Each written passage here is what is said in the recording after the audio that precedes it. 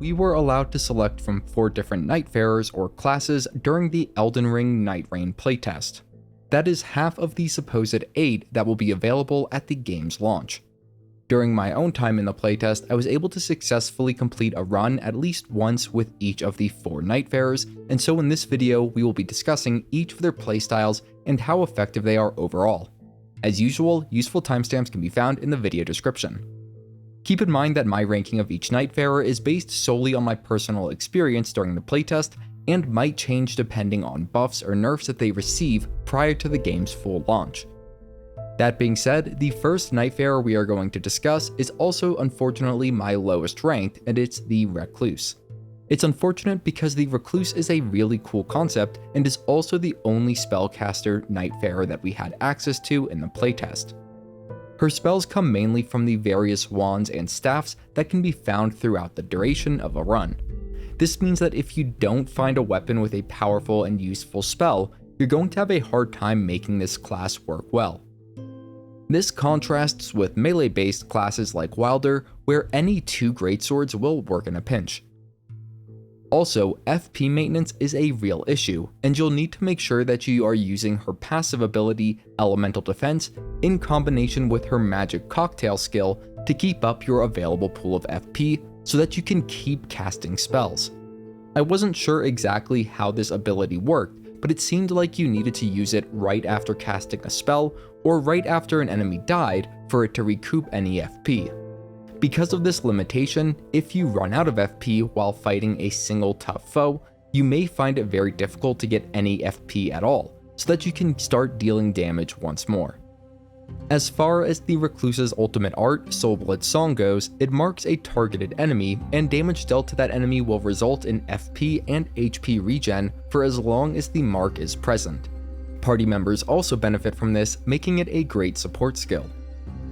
Another strike against the Recluse is that me and my team tried to do an all Recluse run a few times in a row, and we just had a total failure to launch on each occasion.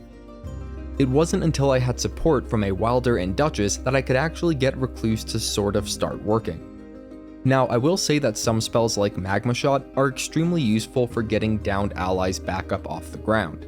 There are also some enemy types that it is extremely beneficial to have ranged options for.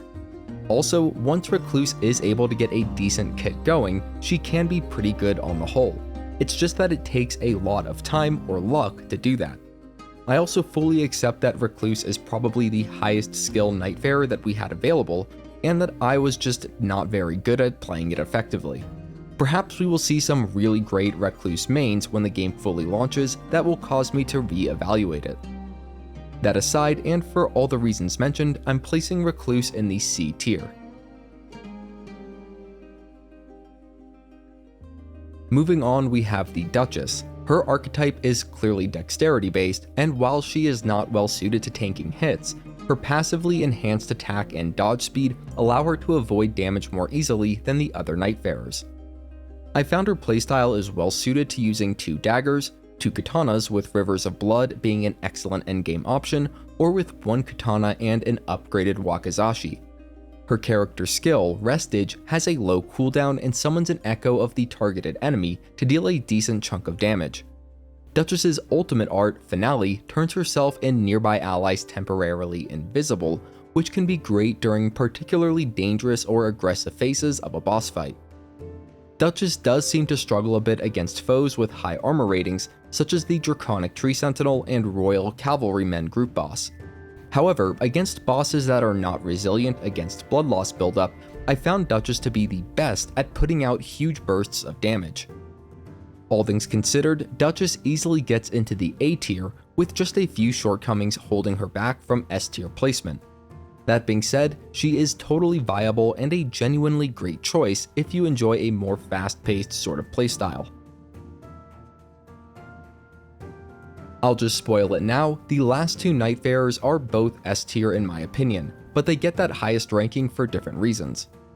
Let's start with the Guardian. They have the worst dodge out of all the Nightfarers that were available in the playtest. However, their passive ability Steel Guard, combined with a heavy shield at the start of each run, ensures that they are the best capable class for tanking hits. Being able to hide behind a huge shield while poking at enemies with a glaive or spear makes this Nightfarer in particular a very safe choice for beginners. Also, I should mention that the passive ability Steel Guard just makes them better at blocking hits with a shield. For a bit more offensive playstyle, you can also ditch the shield and dual-wield glaives, taking advantage of their strong jump combo attacks and long reach. My team all took this approach for our final run of the playtest, in which we were all playing as Guardian, and it resulted in our fastest completion time by far, to the point where we were just waiting in the final zone to fight Morgott, already well past the necessary runes to max out our characters at level 15.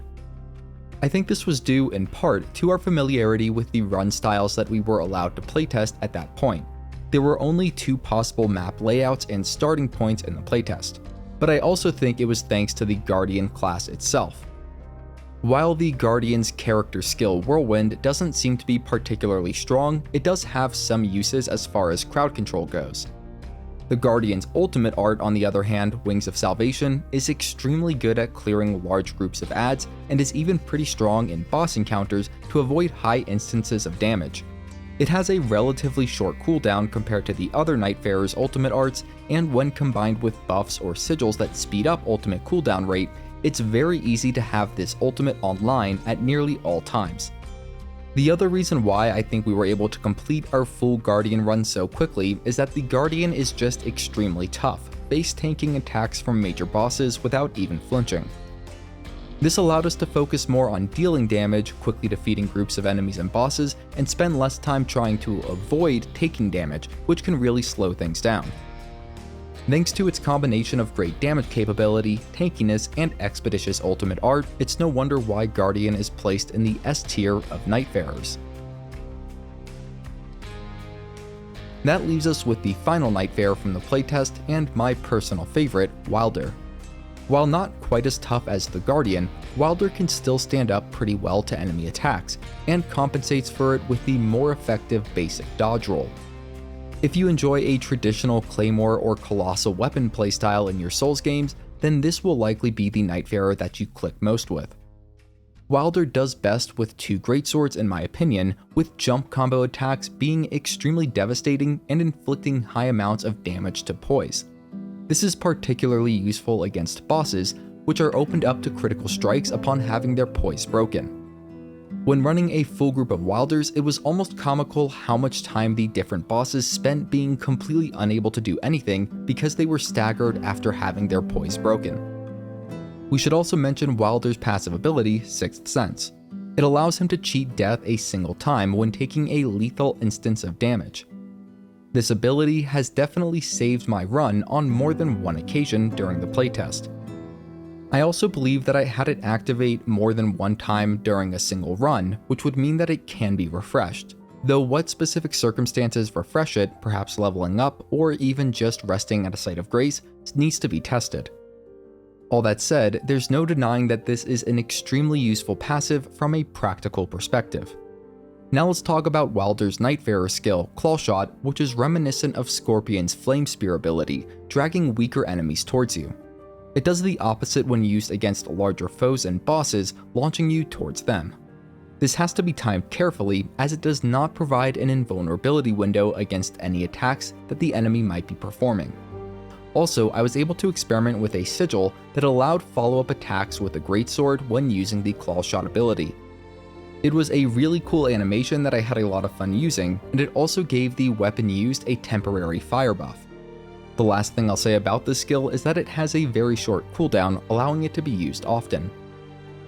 Finally, Wylder has probably the most useful ultimate art when it comes to boss fights, that being Onslaught Stake.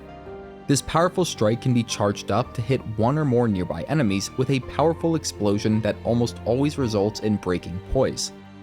Its only drawback is that it has an extremely long cooldown to make up for just how strong it is. That being said, it can be saved and used strategically in a boss fight to reliably interrupt high damage phases and guarantee that your team gets in some serious damage where and when it counts. Wylder's kit is strong and practical, making it very beginner friendly. However, his Clawshot skill has a very high skill ceiling that, when combined with the follow-up attack sigil, allows for some seriously skilled and stylish attacks that even veteran players will find entertaining and worth their time. For those reasons, Wylder easily earns itself an S tier ranking. I need to stress that all of these tier rankings are just my personal opinion and for fun. If you participated in a playtest or just based on the gameplay you've seen, let me know in the comments which of the Nightfarers is your favorite and why. I'll be making plenty of useful guides for Elden Ring Nightreign when it launches on May 30th, 2025. If you want to see more great content, you can head over to my channel, and if you're new, consider subscribing. You're helping me feed my cat, her name's Marshmallow. Have a great day if you're here today, have a great Wednesday, and as always, thanks for watching.